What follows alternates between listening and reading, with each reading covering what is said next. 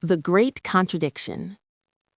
We are raised on a single, powerful narrative: study hard, get straight A's, graduate from a prestigious university, and the world will be your oyster. We've been conditioned to believe that IQ is the ultimate predictor of success. But look around. Why is it that the valedictorian of your high school class is often working a mid-level corporate job, while the kid who barely passed is running a multi-million-dollar empire? Why does high intelligence so often fail to translate into financial freedom or personal fulfillment? Today, we are dissecting the intelligence trap.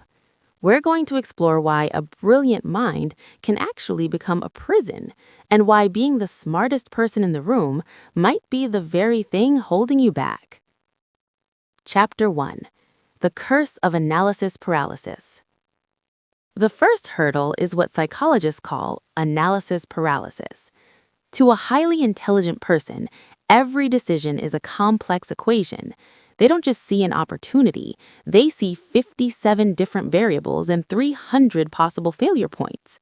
While an average person might see a gap in the market and say, "I'll give it a shot," the genius is still calculating the ROI for year 5. In the real world, information is always incomplete. Success rewards the brave, not just the calculated. If you wait until you have 100% of the data, the window of opportunity has already closed.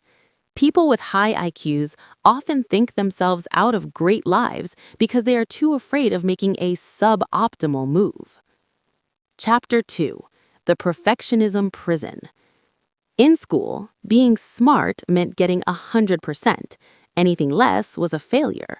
This creates a dangerous blueprint for adult life: perfectionism.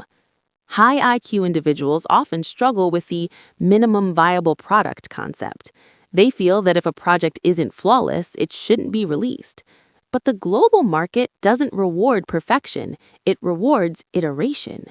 While the smart person is busy polishing a product that hasn't even launched, their competitor has already released a messy version, gathered customer feedback, fixed the bugs, and captured the audience.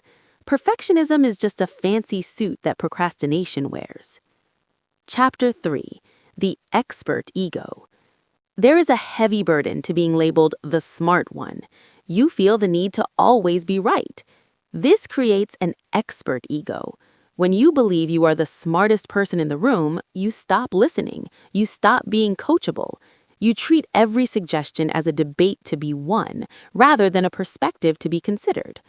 The most successful people in history, from Elon Musk to Steve Jobs, weren't just smart, they were obsessed with what is right, not being right. If your ego is bigger than your curiosity, your intelligence becomes a ceiling, not a floor. Chapter 4: The IQ versus EQ Divide. This is perhaps the most painful truth. The world is not a meritocracy of logic, it is a network of emotions. Many high IQ individuals dismiss soft skills as secondary or even manipulative. They believe their work should speak for itself.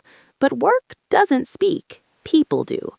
Success requires negotiation, empathy, leadership, and the ability to sell a vision. You can have the most brilliant algorithm in the world, but if you can't convince a venture capitalist to trust you or a team to follow you, that algorithm will die on your hard drive.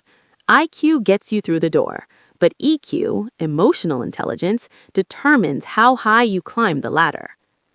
Epilogue: Breaking the Trap. Being smart is a gift, but it's a raw material.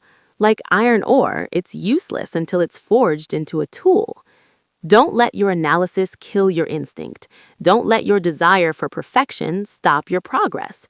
And most importantly, never let your intellect rob you of your humility. The world doesn't pay you for what you know, it pays you for what you do.